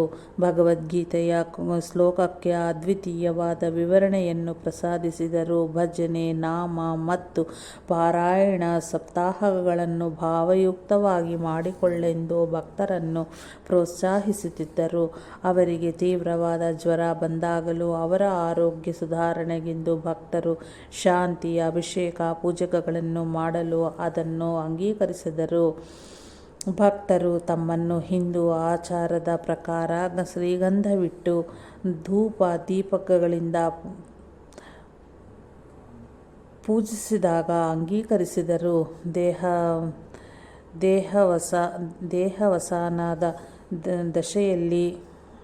ದೇಹಾವಸಾನದ ವಸೆಯಲ್ಲಿ ರಾಮವಿಜಯವೆಂಬ ಗ್ರಂಥವನ್ನು ಓದಿಸಿಕೊಂಡು ಶ್ರದ್ಧೆಯಿಂದ ಶ್ರವಣ ಮಾಡಿದರು. ಅವರ ಕಿವಿಗಳು ಹಿಂದೂಗಳಂತೆ ಚುಚ್ಚಲ್ಪಟ್ಟಿದ್ದವು. ಶ್ರೀ ಸಾಯಿಬಾಬಾ ಅವರು ತಮ್ಮ ಬಗ್ಗೆ ಈ ಬಡ ಫಕೀರನೆಂದು ವ್ಯವಹರಿಸುತ್ತಿದ್ದರು. ಮೀಸ, ಗಡ್ಡ ಮತ್ತು ತಲೆಯನ್ನು ಮುಸಲ್ಮಾನ ಪದ್ಧತಿಯಲ್ಲಿ ಕ್ಷೌರ ಮಾಡಿಸಿಕೊಳ್ಳುತ್ತಿದ್ದರು. ಮುಸಲ್ಮಾನ್ ಭಕ್ತರು ನೈವೇದ್ಯಕ್ಕೆಂದು ಪದಾರ್ಥಗಳನ್ನು ತಂದಾಗ ಮುಸಲ್ಮಾನ್ ಸಂಪ್ರದಾಯದ ಪ್ರಕಾರ ಫಾತಿಹ ಓದಿಸುವುದೋ ಅಥವಾ ಓದೋದೋ ಮಾಡುತ್ತಿದ್ದರು. ಕುರಾನ್ನ ಮಂತ್ರಗಳಿಗೆ ಸರಿಯಾದ ಅರ್ಥವನ್ನು ಫಕೀರರು ಮತ್ತು ಹಾಜಿ ಸಿದ್ದಿಕ್ರಂತಹ ಪಂಡಿತರುಗಳಿಗೆ ಬೋಧಿಸುತ್ತಿದ್ದರು. ಮುಸಲ್ಮಾನ್ ಫಕೀರರೊಂದಿಗೆ ಸೇರಿ ರಾತ್ರಿ ಹೊತ್ತಿನಲ್ಲಿ ತಾಕಿಯಾಗೆ ಹೋಗಿ ಕಾಲಿಗೆ ಗೆಜ್ಜೆ ಕಟ್ಟಿಕೊಂಡು ನೃತ್ಯ ಮಾಡುತ್ತಾ ಅರಬ್ಬಿ ಭಾಷೆಗಳಲ್ಲಿ ಹಾಡುತ್ತಿದ್ದರು. ರಂಜಾನ್ನಂತಹ ಇಸ್ಲಾಂ ಹಬ್ಬಗಳನ್ನು ಉರ್ಸುವಂತಹ ಆಚಾರಗಳನ್ನು ಮಾಡಿರೆಂದು ಮುಸಲ್ಮಾನ್ ಭಕ್ತರುಗಳನ್ನು ಪ್ರೋತ್ಸಾಹಿಸುತ್ತಿದ್ದರು. ಮುಸಲ್ಮಾನ್ ಫಕೀರರು ಮತ್ತು ಮಹನೀಯರ ಅನೇಕರು ಶ್ರೀ ಸಾಯಿ ಅವರನ್ನು ತಮ್ಮ ಮತ ಸಂಪ್ರದಾಯಕ್ಕೆ ಸೇರಿದ ಶ್ರೇಷ್ಠ ಮಹಾತ್ಮರೆಂದು ಪರಿಗಣಿಸಿ ತಮ್ಮ ಮುಸಲ್ಮಾನ್ ಶಿಷ್ಯರುಗಳನ್ನು ಅವರ ದರ್ಶನಕ್ಕೆ ಕಳುಹಿಸುತ್ತಿದ್ದರು. ಅಂತಹವರುಗಳಿಗೆ ಶ್ರೀ ಸಾಯಿ ತಾನೇ ಗುರುವಾಗಿ ಉತ್ತಮ ಸ್ಥಿತಿಗೆ ಕರೆದೊಯ್ಯುತ್ತಿದ್ದರು. ಮುಸಲ್ಮಾನರಿಗೆ ತಮ್ಮ ಗುರುವಿನ ಹೆಸರನ್ನು ರೋಷನ್ ಶಾ ಎಂದು ಹೇಳಿದರು. ನಿರ್ಯಾಣ ಪೂರ್ವದಲ್ಲಿ ಔರಂಗಾಬಾದಿನ ಶಂಶುದ್ದೀನ್ ಮಿಯಾ ಬನ್ನೇ ಮಿಯಾ ಎಂಬ ಫಕೀರರಿಗೆ ಸಂದೇಶ ಕಳುಹಿಸಿ ಮುಸಲ್ಮಾನ್ ಸಂಪ್ರದಾಯದ ಪ್ರಕಾರ ಮೌಲ್ ಕವ್ವಾಲಿ ಹಾಡಿಸಿ ನಿಯಾಜ್ ಅನ್ನದಾನ ಮಾಡಿದರು. ಅಲ್ಲಾಹನು ನಿರಂತರ ಸ್ಮರಿಸುತ್ತಿದ್ದರು. ಏಕಾಂತವಾಗಿದ್ದಾಗ ಅರಬ್ಬಿ ಮಂತ್ರಗಳನ್ನು ಮೇಲು ಧ್ವನಿಯಲ್ಲಿ ಹೇಳಿಕೊಳ್ಳುತ್ತಿದ್ದರು. ಆದರೆ ಅವುಗಳನ್ನೆಲ್ಲ ಹಿಂದೂ ಮತ್ತು ಪಾರ್ಸಿಗಳಿಗೂ ಅತ್ಯಂತ ಪವಿತ್ರವಾದ ಅಗ್ನಿಯ ಎದುರು ನಿಂತು ಮಾಡುತ್ತಿದ್ದರು. ಒಬ್ಬ ಕ್ರೈಸ್ತವನ್ನು ಇತರ ಮತಗಳಿಗೆ ಸೇರಿದ ಭಕ್ತರು ನಿಂದಿಸುತ್ತಿರಲು ಅವನನ್ನು ದೂಷಿಸಬೇಡ, ಅವನು ನನ್ನ ಸಹೋದರ ಎಂದರು. ಶ್ರೀ ಸಾಯಿ ಮುಸಲ್ಮಾನರೆಂಬ ಕಾರಣದಿಂದ ಮನಸ್ಸಿನಲ್ಲಿ ಕಳವಳಗೊಂಡು ಹಿಂದೂಗಳೊಂದಿಗೆ ನಾನು ಮುಸಲ್ಮಾನನಲ್ಲ, ಶುದ್ಧ ಬ್ರಾಹ್ಮಣನು. ಈ ಬ್ರಾಹ್ಮಣನು ಲಕ್ಷಾಂತರ ಜನಗಳನ್ನು ಶುಭ್ರ ಮಾರ್ಗದಲ್ಲಿ ನಡೆಸುವೆನು ಎಂದರು. ಹಿಂದೂ ಆಚಾರಗಳನ್ನು ಮಸೀದಿಯಲ್ಲಿ ಆಚರಿಸುತ್ತಿದ್ದ ಸಲುವಾಗಿ ಒಬ್ಬ ಮುಸಲ್ಮಾನನು, ನೀವು ಮುಸಲ್ಮಾನರಿಗೆ ಇದೇನು ಮಾಡುತ್ತಿರುವಿರಿ ಎಂದು ಕೇಳಲು ಶ್ರೀ ಸಾಯಿ ಜೈಸಾ ದೇಶ್ ವೈಸಾ ವೇಷ ಅಂದರೆ ದೇಶಕ್ಕೆ ತಕ್ಕಂಥ ವೇಷ ಎಂದರು. ಅಂದರೆ ದೇಶ ಕಾಲಗಳ ಅನುಗುಣವಾಗಿ ವಿವಿಧ ವೇಷಗಳನ್ನು ಧರಿಸಿದ ಒಂದೇ ಆಧ್ಯಾತ್ಮ ಸೂತ್ರವೇ ತಾವೆಂದು ಭಾವವಲ್ಲವೇ? ಏಕಂ ಸತ್ ವಿಪ್ರ ಬಹುಧಾ ವದಂತಿ ಎಂಬ ಋಷಿವಾಣಿ ಇದೇ ಅಲ್ಲವೇ? ಅಲ್ಲಾಹನಿಂದ ಯಾವಾಗಲೂ ಎಲ್ಲ ಪ್ರವೃತ್ತಿಗಳ ಮೂಲಕವೂ ಪ್ರಕಟವಾದದ್ದೆಂದು ಕುರಾನ್ನಲ್ಲಿ ಹೇಳಿದ್ದು ಈ ವಾಣಿಯನ್ನೇ ಅಲ್ಲವೇ? ತಾವು ಆಧ್ಯಾತ್ಮಿಕ ಮತ ಭೇದಗಳಾತೀತವೆಂದು ತಿಳಿಸಿಕೊಟ್ಟ ವಾಣಿಯೂ ಇದೇ ಅಲ್ಲವೇ? ಇದೇ ಶ್ರೀ ಸಾಯಿ ಸಂಪ್ರದಾಯಕ್ಕೆ ಮೂಲಸ್ತಂಭವು. ಈ ವಾಣಿಯು ವರ್ಣ, ಮತ, ದ್ವೇಷ, ಭೇದಗಳಿಗೆ ಅತೀತವಾದದ್ದಲ್ಲವೇ? ಆದ್ದರಿಂದಲೇ ಇಂದಿಗೂ ಶಿರಡಿಯ ಪೂಜೆಗಳಲ್ಲಿ ಅರ್ಚಕರ ಸಹಕಾರ ಬೇಕೆಂದು ಬಯಸುವವರ ಸೌಲಭ್ಯಕ್ಕಾಗಿ ಅರ್ಚಕರಿದ್ದರು. ಎಲ್ಲ ಮತಗಳವರು ಬಂದು ಯಥೇಚ್ಛವಾಗಿ ಶ್ರೀ ಸಾಯಿನಾಥರ ಸಮಾಧಿಯನ್ನು ಸ್ಪರ್ಶಿಸಿ ತಮ್ಮ ತಮ್ಮ ಮತಗಳನುಗುಣವಾಗಿ ಪ್ರಾರ್ಥಿಸಿಕೊಳ್ಳುವರು. ಶ್ರೀ ಸಾಯಿನಾಥರು ಭಕ್ತರಲ್ಲಿ ಹದ್ದು ಮೀರದ ಮತಮೌಢ್ಯ ಕೆಲವು ಇಣುಕಿದಾಗ ಅಂತಹ ಎರಡು ಧರ್ಮದವರನ್ನು ಸಮಾನ ರೀತಿಯಲ್ಲಿ ನಿಗ್ರಹಿಸುತ್ತಿದ್ದರು.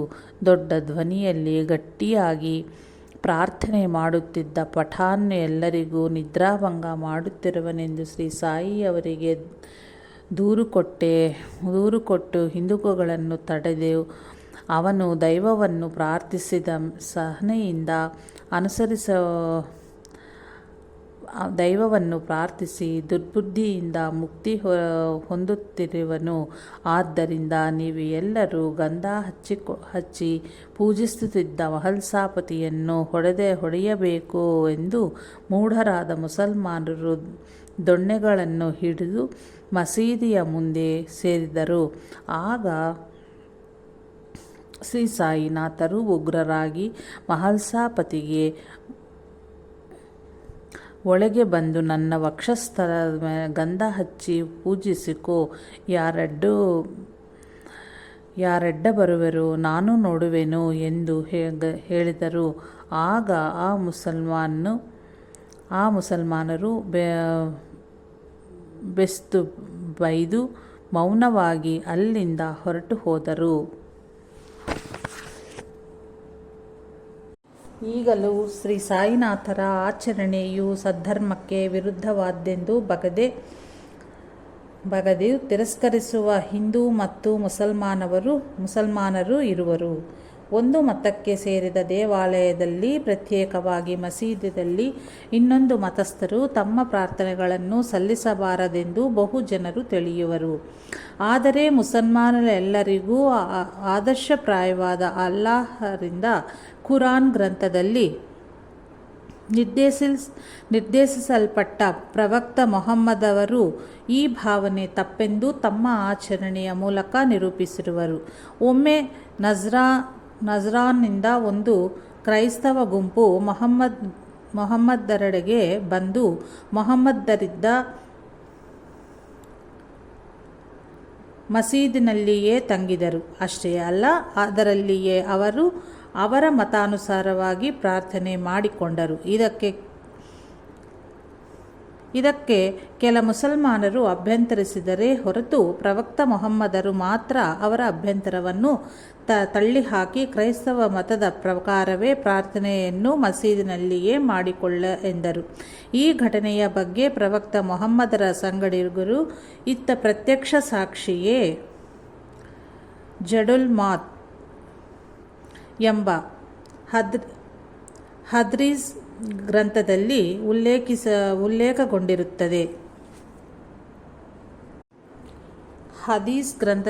ಉಲ್ಲೇಖಗೊಂಡಿರುತ್ತದೆ. ನಿಜವಾಗಿಯೂ ಇಸ್ಲಾಂ ಮತಕ್ಕೂ ಕ್ರೈಸ್ತವ ಮತಕ್ಕೂ ಎಷ್ಟೇ ಆದರೂ ಸಿದ್ಧಾಂತ ರೀತ್ಯ ಬಹಳ ವ್ಯತ್ಯಾಸವಿದೆ.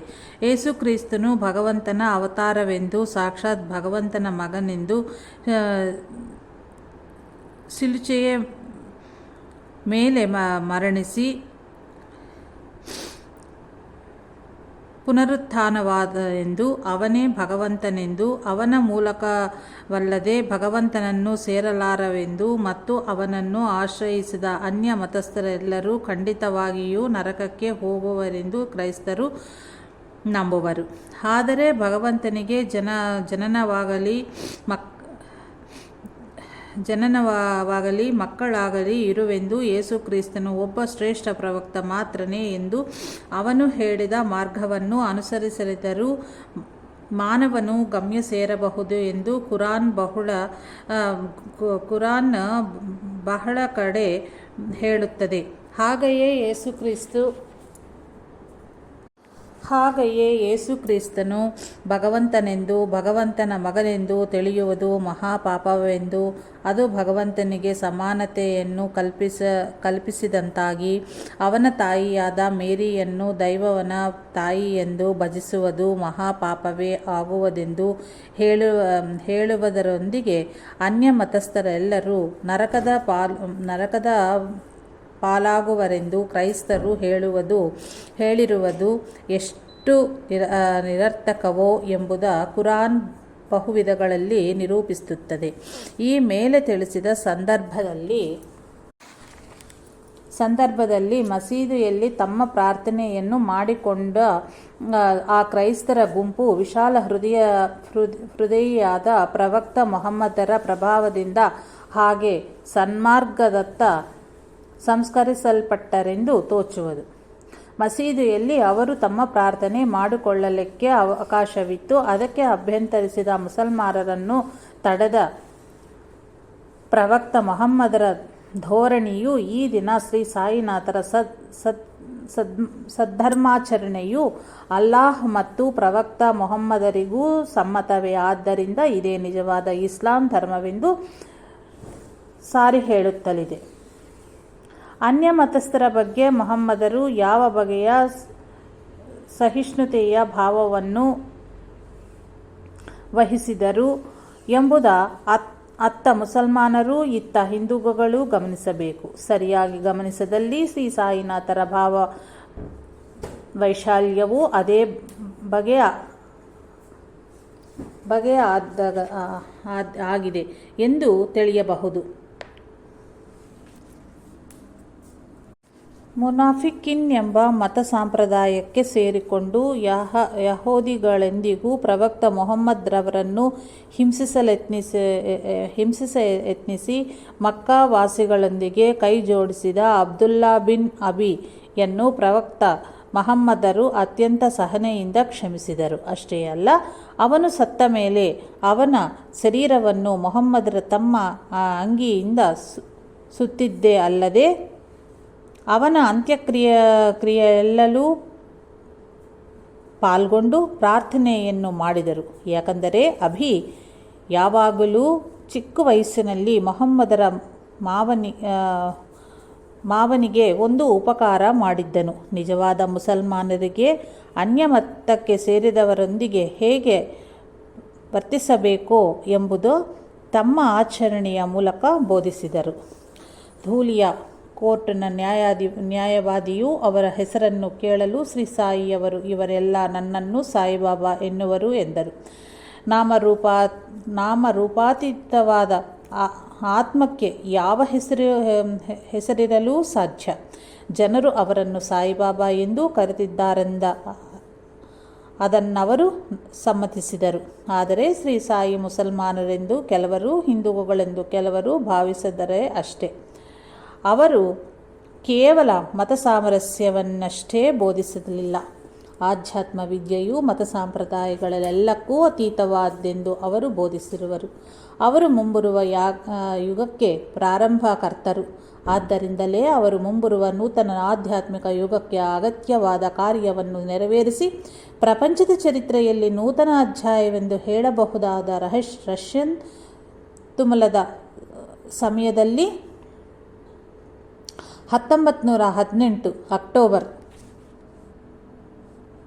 ಸಾಯಿ ತಮ್ಮ ನಿಜತತ್ವದಲ್ಲಿ ಸ್ಥಿರರಾದರು.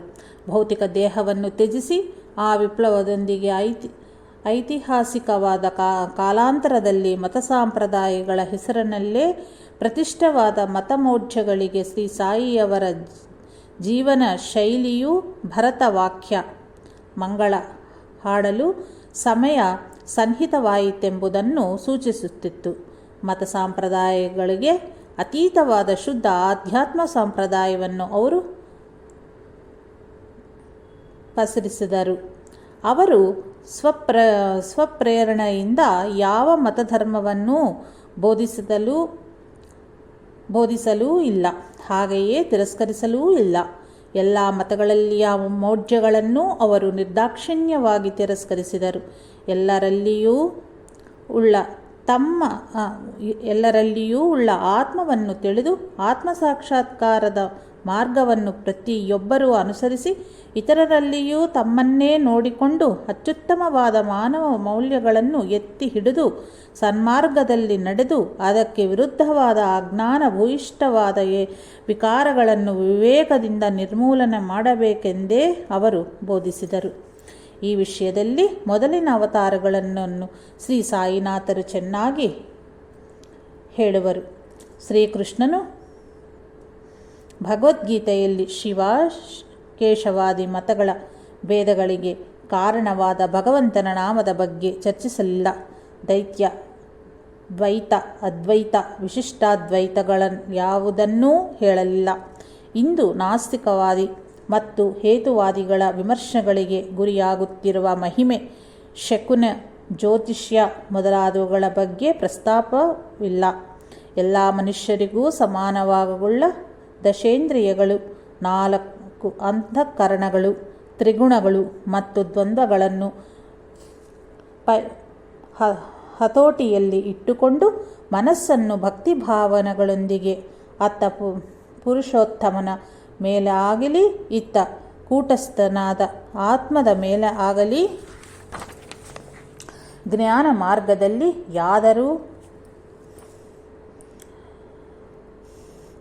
ಮಾರ್ಗದಲ್ಲಿಯಾದರೂ ಕೇಂದ್ರೀಕರಿಸುವುದು ಮತ್ತು ಸತ್ವಪ್ರಧಾನವಾದ ದೈವೀ ಸಂಪತ್ತನ್ನು ಹೊಂದಿ ಎಲ್ಲ ಜೀವಿಗಳ ಮತ್ತು ಎಲ್ಲರ ಜೀವನಗಳೆಡೆಯೂ ಶ್ರೇಯಸ್ಸಿನ ಮಾರ್ಗದಲ್ಲಿ ವರ್ತಿಸುವುದೇ ಭಗವದ್ಗೀತೆಯ ಸಾರಬೋಧನೆ ಆಗಿದೆ.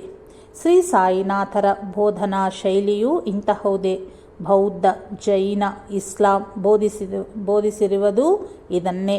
ಮತಪರವಾದ ಪದಜಾಲವನ್ನು ತೊಲಗಿಸಿದಲ್ಲಿ ಆಧ್ಯಾತ್ಮಿಕ ಜೀವನವು ಲಭಿಸುವುದು. ಆಧ್ಯಾತ್ಮವೆಂದರೆ ಅಹಂಕಾರ ಮಮಕಾರಗಳಿಂದ ಹುಟ್ಟಿದ ಅಜ್ಞಾನಯುತವಾದ ಅವಿವೇಕದಿಂದ ಮುಕ್ತರಾಗಿ ಆತ್ಮ ಸಂಸ್ಕರಣೆ ಮಾಡಿಕೊಳ್ಳುವುದೇ ಆಗಿದೆ. ಆದ್ದರಿಂದಲೇ ಶ್ರೀ ಸಾಯಿನಾಥರ ತತ್ವದಲ್ಲಿ ಅನ್ಯ ವಿಷಯಗಳಿಗೆ ಅಷ್ಟು ಪ್ರಾಧಾನ್ಯತೆ ಇಲ್ಲವು. ಅವರು ಪುನರ್ಜನ್ಮದ ಬಗ್ಗೆ ಹೇಳಿರುವಲ್ಲವೇ, ಅದು ಹಿಂದುತ್ವವಲ್ಲವೇ ಎಂದೆನ್ನುವುದು ಸರಿಯಲ್ಲವು. ಅದನ್ನು ಬಿಡಲಾಗದೆ ಹಿಂದೂಗಳೊಂದಿಗೆ ಅದನ್ನು ಪ್ರಸ್ತಾಪಿಸಿದರೆ ಹೊರತು ಒಬ್ಬ ಮುಸಲ್ಮಾನನೊಂದಿಗೂ ಅವುಗಳನ್ನು ಅವರು ಹೇಳಿದಿರುವುದು ಗಮನಾರ್ಹ ಆಗಿದೆ. ಅಷ್ಟೇ ಅಲ್ಲ, ಮುಸಲ್ಮಾನನೊಂದಿಗೆ ಸೇರಿ ಅವರು ಕೂಡ ಫಾತಿಹಾ ಎಂಬ ಪ್ರಾರ್ಥನೆಯನ್ನು ಪಠಿಸುವುದರಿಂದ ಈ ವಿಷಯವು ದೃಢಗೊಳ್ಳುವುದು. ಮತರಹಿತವಾದ ಆಧ್ಯಾತ್ಮಿಕತೆಯು ಅವರ ಉತ್ತಮವಾದ ಆಶಯವಾಗಿದೆ.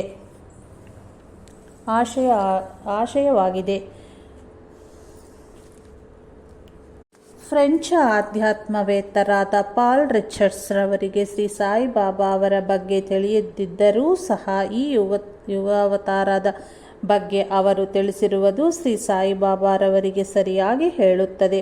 ಅದೇನೆಂದರೆ, ಅವತರಿಸಲಿರುವ ಆ ಭಾವಿ ಪುರುಷನ ಬಗ್ಗೆ ಹೇಗೆ ಹೇಳುವುದು? ಒಂದು ವಿಷಯವನ್ನು ಒಪ್ಪಲೇಬೇಕು, ಅವನು ನಮ್ಮ ಲೋಪಗೆ ಭಿನ್ನವಾಗಿಯೇ ಇರುವನು. ಅವನು ನಮ್ಮ ಊಹೆಗೆ ಭಿನ್ನವಾಗಿಯೇ ಇರುವನು. ಬಹುಶಃ ನಮ್ಮ ಆಚಾರ ವಿಚಾರಗಳಿಗೂ ವಿರುದ್ಧವಾಗಿರುವನು.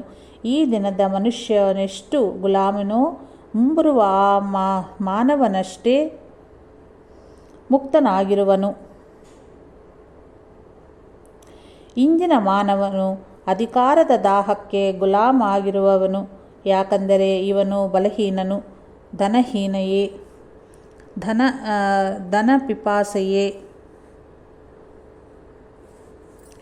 ಧನಪಿಪಾಸಿಗೆ ಗುಲಾಮಿನವನು. ಯಾಕಂದರೆ ಇವನಿಗೆ ಎಷ್ಟೇ ಇದ್ದರೂ ಇನ್ನೂ ದರಿದ್ರನಾಗಿಯೇ ಇರುವನು. ಆದರೆ ಅವತರಿಸಲಿರುವ ಆ ದಿವ್ಯ ಪುರುಷನು ಯಾವ ಆಯುಧಗಳಲ್ಲಿ ಇದ್ದರೂ ಬಲವಂತನಾಗಿಯೇ ಇರುವನು. ಅವನು ನಿರ್ಧನನಾಗಿದ್ದರೂ ಅವನು ಯಾವುದನ್ನೂ ಕಬಳಿಸುವ ಅವಶ್ಯವಿರದು. ಯಾಕಂದರೆ ಅವನು ಸರ್ವವನ್ನೂ ಹೊಂದಿದವನಾಗಿರುವನು. ಜಗತ್ತಿನ ದೃಷ್ಟಿಯನ್ನು ತನ್ನೆಡೆಗೆ ಆಕರ್ಷಿಸುವ ಶಕ್ತಿಯವನಿಗೆ ಅವಶ್ಯವಿಲ್ಲವು. ಯಾಕಂದರೆ ತನ್ನಲ್ಲಿಯೇ ಸರ್ವ ಸಮರ್ಥತೆಯನ್ನು ಹೊಂದಿದವನವನು. ಇಂದಿನ ಮಾನವನು ಲೌಕಿಕ ಹಾಗೂ ಬಾಹ್ಯಾಚರಣೆಯು ಅಧರ್ಮಗಳಿಗೆ ತಲೆ ತಗ್ಗಿಸಿ ತಾನೇ ಧರ್ಮಾತ್ಮನೆಂದುಕೊಳ್ಳುವನು. ಆದರೆ ಮುಂದೆ ಅವತರಿಸಲಿರುವ ದಿವ್ಯ ಮಾನವನು ಎಲ್ಲ ಬಾಹ್ಯಾಚಾರಗಳಿಂದಲೂ ಮುಕ್ತನಾಗಿ ನೀತಿವಂತನಾಗಿರುವನು. ಬಾಹ್ಯಾಚಾರಗಳಾದ ವಿಧಿ ನಿಷೇಧಗಳ ನಿರ್ಬಂಧದಿಂದವನು ಮುಕ್ತನು. ಇತರರಿಗಿಂತಲೂ ಉತ್ತಮವಾದ ಧರ್ಮವನ್ನು ಮತ್ತು ಆಧ್ಯಾತ್ಮ ಸಾಧನೆಯಲ್ಲಿ ಉನ್ನತ ಸ್ಥಿತಿಯನ್ನು ಪ್ರಸಾದಿಸುವ ಧರ್ಮವನ್ನು ಆಚರಿಸಲಿಕ್ಕೂ ಅವನು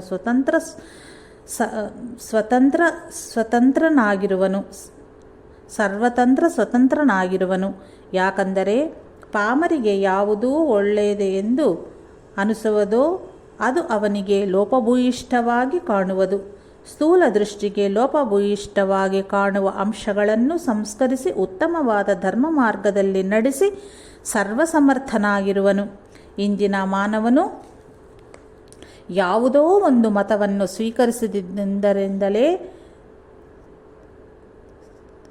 ಸ್ವೀಕರಿಸಿದ್ದರಿಂದಲೇ ತಾನು ಒಬ್ಬ ಆಸ್ತಿಕನೆಂದು ಹೇಳಿಕೊಳ್ಳುವನು. ಮತಗಳು ಪಥಗಳೇ ಹೊರತು ಗುರಿಯಲ್ಲ. ಗುರಿ ಸೇರಿದ ಅನಂತರ ಪಥವಿರುವುದಿಲ್ಲ. ಭಾವಿ ಕಾಲದ ದಿವ್ಯ ಪುರುಷನಿಗೆ ಒಂದು ಮತವೆಂಬುದು ಇರದು. ಇಲ್ಲವೇ ಸರ್ವಧರ್ಮ ಎಲ್ಲ ಮತಗಳ ಸ್ವರೂಪವೂ ತಾನೇ ಆಗಿರುವನು ಮತ್ತು ಧರ್ಮಾತೀತವಾದ ಸತ್ಯವೂ ತಾನೇ ಆಗಿರುವನು. ವಿವಿಧ ದೇವಾಲಯಗಳನ್ನು ಸೇವಿಸಿದ ಕಾರಣ ಅವನಿಗೆ ಸರ್ವ ಮತಗಳ ಧರ್ಮ ಗ್ರಂಥದಲ್ಲಿಯ ಮರ್ಮಗಳು ಅರ್ಥವಾಗುತ್ತವೆ. ಭೂಮಿಯ ಮೇಲಣ ಇರುವ ಎಲ್ಲ ಪ್ರಾರ್ಥನಾ ವಿಧಿಗಳೂ ಅವನಿಗೆ ವಶವಾಗಿರುತ್ತವೆ. ವೇದಗಳ ಸಹಾಯದಿಂದ ಅತಿ ರಹಸ್ಯವಾದ ಏಕತ್ವವನ್ನು, ಅಂದರೆ ಪ್ರಕೃತಿಯ ಶಕ್ತಿಗೂ ಆತ್ಮಶಕ್ತಿಗೂ ಉಳ್ಳ ಐಕ್ಯತೆಯನ್ನು ಸಾಧಿಸಿ ಸಿದ್ಧಿ ಪಡೆದವರಾಗಿರುವನು.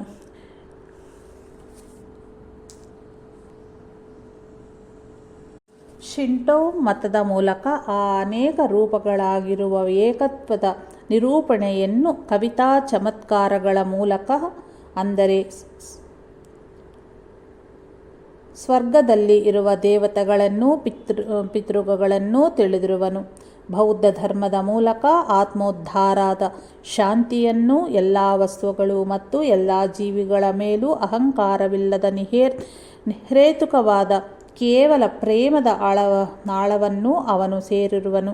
ಇಸ್ಲಾಂ ಧರ್ಮದ ಮುಖಾಂತರ ಭಗವಂತನಲ್ಲಿ ವಿಶ್ವಾಸ ಮತ್ತು ವಿಧೇಯತೆಗಳ ಪರಾಕಾಷ್ಠೆಯನ್ನು ಸಾಧಿಸಿರುವನು. ತಾವು ಮತದ ಮುಖಾಂತರ ವ್ಯಕ್ತಿತ್ವಕ್ಕೆ ಅತೀತವಾದ ತತ್ವವನ್ನು ಸಾಧಿಸಿರುವನು ಮತ್ತು ಯೇಸು ಕ್ರಿಸ್ತನ ಮುಖಾಂತರ ಪರತತ್ವ ಶರೀರ ಧಾರಣೆ ಮಾಡುವ ಮೂಲಕ ಅವತರಿಸುವ ರಹಸ್ಯದ ಪ್ರಕಾರ ಅವತರಿಸುವನು. ಪ್ರಪಂಚದಲ್ಲಿಯ ಎಲ್ಲ ಮತಗಳನ್ನು ಅವುಗಳ ಮುಖಾಂತರ ಮತ್ತು ಅವೆಲ್ಲವುಗಳಿಗಿಂತಲೂ ಅತೀತವಾದ ಸ್ಥಿತಿಯಲ್ಲಿ ಇರುವ ಅನಂತವಾದ ಮತಧರ್ಮವನ್ನು ಆಚರಿಸುತ್ತಾ ಜೀವಿಸುವನು. ಭಗವಂತನದ್ದೇ ಆದ ಶಾಂತಿಮಯವೂ ಮತ್ತು ಅಂಧಕಾರಮಯವೂ ಆದ ಎಲ್ಲ ಲೋಕಗಳಲ್ಲಿಯೂ ಮತ್ತು ಅನಂತಾಕಾಶದಲ್ಲಿಯ ಅಂತಹ ಉದ್ಯಾನವನಗಳಲ್ಲಿಯೂ ಊರ್ಧ್ವ ಮತ್ತು ಅಧೋಲೋಕಗಳಲ್ಲಿಯೂ ದಿವ್ಯ ಬಾಲಕನಂತೆ ಅವನು ಸ್ವೇಚ್ಛೆಯಿಂದ ವಿಹರಿಸುವನು. ಅಗಾಧವಾದ ಆಕಾಶವು ತಾಯಿಯಂತೆ ಅವನನ್ನು ತನ್ನ ಹೃದಯದಲ್ಲಿ ಇರಿಸಿಕೊಳ್ಳುವುದು. ಅವನು ಜೀವನ ಮತ್ತು ಮರಣಕ್ಕೂ ಅಧಿಪತಿಯಾಗಿರುವನು, ಯಾಕಂದರೆ ಅವನಿಗೆ ಶಾಶ್ವತವಾದ ಸತ್ಯ ತಿಳಿದಿರುವುದು. ಅವನು ಅನುಕ್ಷಣವೂ ಇಹ ಮತ್ತು ಪರಲೋಕಗಳ ಪೌರನಾಗಿ ಇದ್ದು, ಇಲ್ಲಿ ಮಾನವರ ಮಧ್ಯೆ ಅಲ್ಲಿ ದೇವತೆಗಳ ಮಧ್ಯೆಯೂ ಸಂಚರಿಸುವನು. ಅವನು ಮಹಾರಾಜನಂತನೇ ಎಲ್ಲ ಲೋಕಗಳಿಗೂ ಶ್ರೇಯಸ್ಸನ್ನು ಪ್ರಸಾದಿಸುವನು. ಆದರೆ ಅವನ ಬಗ್ಗೆ ಆಲೋಚಿಸುವುದಾಗಲಿ ವರ್ಣಿಸುವುದಾಗಲಿ ಏತಕ್ಕೆ? ಹೇ ಇಂದಿನ ಮನುಜನೇ, ನಾಳಿನ ಆ ಮಾನವ ಬಗ್ಗೆ ತಿಳಿದುಕೊಳ್ಳಲಿಚ್ಛಿಸುವೆಯೋ? ಹಾಗಾದರೆ ನೀನೇ ಅವನಾಗಬೇಕು. ಅವನು ಈಗಲೇ ಎಂತಾಗಿರುವನೋ ಅಂತೆಯೇ ನೀನಾಗು. ನಮ್ಮ ದೃಷ್ಟಿಗೆ ಅಗೋಚರವಾಗಿಯೂ ಅವನಿರುವನು. ಅದು ನಿನ್ನೊಡನೆಯೇ ಇರುವನು. ನಿನ್ನ ಹೃದಯದ ಕವಾಟಗಳನ್ನು ಅವನಿಗಾಗಿ ತೆರೆದಿಟ್ಟುಕೋ. ಎಲ್ಲವನ್ನೂ ಆವರಿಸಿರುವ ಆತ್ಮವೇ ಅವನಾಗಿರುವನು. ಈ ಪ್ರಪಂಚದಲ್ಲೆಲ್ಲೂ ತನ್ನ ತತ್ವವನ್ನು ಪ್ರಕಟಗೊಳಿಸಬಲ್ಲ ಒಂದು ದೇಹಕ್ಕಾಗಿ ಅನ್ವೇಷಿಸುತ್ತಲಿರುವನು. ಅವನು ವ್ಯಕ್ತಿಗತವಾದ ದೇಹ ಮತ್ತು ಸಮಿಷ್ಟಿಯಾದ ದೇಹಕ್ಕಾಗಿಯೂ ಅವತರಿಸಲಿರುವ ಆ ತತ್ವವನ್ನು ಯಾವ ವ್ಯಕ್ತಿಯೂ ಪೂರ್ಣವಾಗಿ ತನ್ನಲ್ಲಿ ತುಂಬಿಕೊಂಡು ಅವನನ್ನು ಬಂಧಿಸಲು ಸಾಧ್ಯವೇ ಇಲ್ಲ. ಅದ್ಭುತವಾದ ಆ ತತ್ವದ ಮಹಿಮೆ ಅರಳಲು ಸಮೈಕ್ಯಗೊಂಡ ಪರಸ್ಪರ ಸೋದರ ಭಾವದಿಂದ ಕಾಣುವ ಜನಸಮೂಹದ ಅವಶ್ಯವಿರುವುದು. ಇಂತಹ ಒಂದು ಕುಟುಂಬದ ಅವಶ್ಯವಿರುವುದು. ಆರಿಸಿಕೊಂಡು ಒಂದು ಗುಂಪಿನ ಅವಶ್ಯವಿರುವುದು. ಹಾಗೆ ಆ ತತ್ವವು ಆರಿಸಿಕೊಳ್ಳುವ ಗುಂಪಿನಲ್ಲಿ ನೀನು ಒಬ್ಬನಾಗಿರಬೇಕು. ಭಾವಿ ಕಾಲದ ತತ್ವವಾದ ನೂತನ ಮಾನವ ತತ್ವವು ನಿಮ್ಮೆಲ್ಲರ ಮೇಲೂ ಪ್ರಭಾವ ಬೀರುತ್ತಾ ಸಂಚರಿಸುತ್ತಲಿದೆ. ನಿಮ್ಮ ಹೃದಯದ ಕವಾಟಗಳನ್ನು ಅದಕ್ಕಾಗಿ ತೆರೆದಿಡಿ. ಅದು ಈ ದೇಶದ ಮೇಲೆ ಸಂಚರಿಸುತ್ತಲಿದೆ. ಆ ತತ್ವದ ಪರಿಪಾಲನೆಯೇ ಶಕೆಯು ಪ್ರಾರಂಭವಾಗುವಂತಾಗಲಿ. ಶ್ರೀ ಸಾಯಿನಾಥಾರ್ಪಣಮಸ್ತು. ಶುಭಂ ಭವತ್ತು. ಜೈ ಸಾಯಿನಾಥ್.